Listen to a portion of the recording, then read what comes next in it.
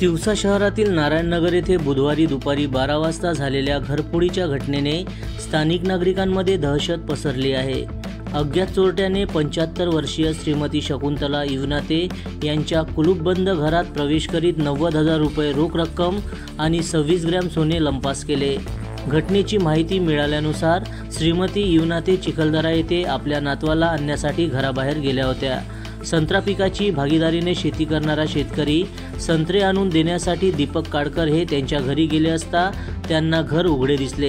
त्यांनी शकुंतला यांना फोन लावून घर उघडे असल्याचे सांगितले। हे संभाषण ऐकताच घरातील चोर बाहेर पडत सुटला। शकुंतला युवनाते ह्या घरी परत आल्यानंतर त्यांना घरातील सामान अस्ताव्यस्त अवस्थेत दिसून आले।